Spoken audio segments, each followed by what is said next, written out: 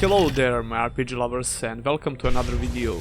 Open world RPGs are bound to have some unpredictable problems simply because this genre of games is trying to accomplish a lot of things at once. Even if developers are willing to do a lot of playtesting, something will always get overlooked.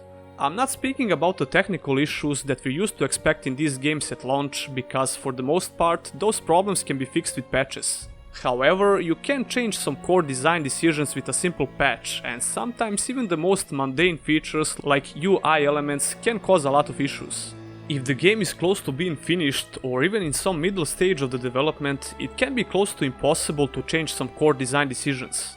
In this particular video we're going to talk about the minimap, compass, radar and how these UI features can heavily affect the whole gameplay experience. Minimaps are supposed to be a simple UI element which should prevent you from opening your main map that often. The simplest version of minimaps are compass and radars, with just a few helpful elements like nearby locations or enemies. Well, you might argue that these things are not actually minimaps, and you wouldn't be wrong, but they serve the same purpose. Skyrim did a great job when it comes to this. The compass is there to help you occasionally, and you don't spend a lot of time looking at that part of the screen while you explore. It has all you need to prevent you from breaking the flow of the gameplay, and even without it you probably won't have a lot of problems getting around. The radar in Elex is another example of great implementation of this UI element, and it makes more sense. When you start the game you might think that this is a minimap, but it's actually just a radar with a couple of functions. It might seem underdeveloped at the first sight, but it has everything you need and it's not in your face all the time. It shows you where the north is, enemies, and you can place custom markers on the map, which will also be visible on the radar. While you can also see in which direction you need to go for your selected quest, it won't show you how to get there. This highly encourages exploration because it's up to you to find your way around. What's also really interesting, you can actually upgrade this thing if you wish, and it will help you detect enemies out of combat as well. It kinda makes more sense than Skyrim's compass, which will just magically show you the enemies. It functions really well and it provides you helpful information when you need it. In most modern open world games we usually get the option to turn off a lot of UI elements. It's always nice to get more options to adapt the game to our needs, but if a large part of the game is designed around this one feature, it makes no sense to turn it off. In an attempt to provide the players with as many info as they can in one feature, developers can overlook some serious problems. The Witcher 3 is probably the best example of how one UI feature can drastically affect the whole gameplay experience.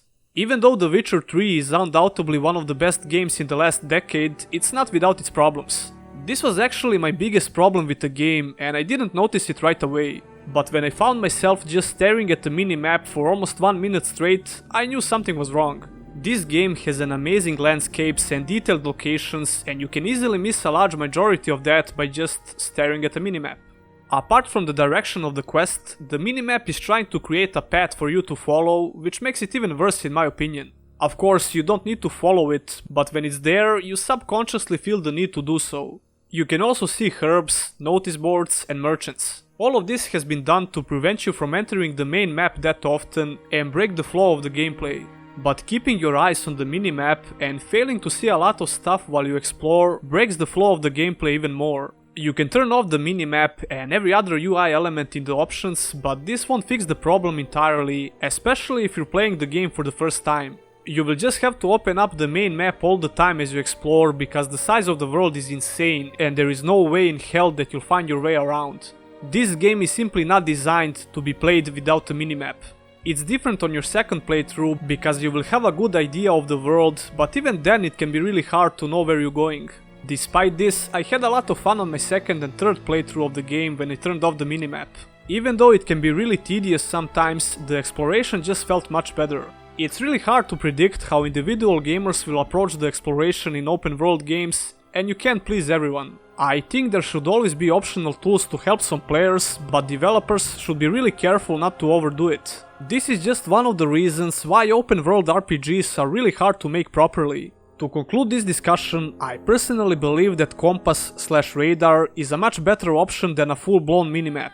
In the best case scenario, this UI feature should be optional. But not just turn it on and off optional, players should feel like they don't actually need it. Same goes for every other UI element, but since minimaps are so closely connected with the exploration in the game, there should be some extra thought put into this. And what's your opinion about this topic? Leave a comment down below. If this is your first time watching one of my videos, make sure to subscribe for more similar content. Click on the bell icon so you don't miss any future uploads. If you want to support the channel in a long run, consider becoming a Patreon. Special thanks to all my current supporters, and I'll see you in the next one.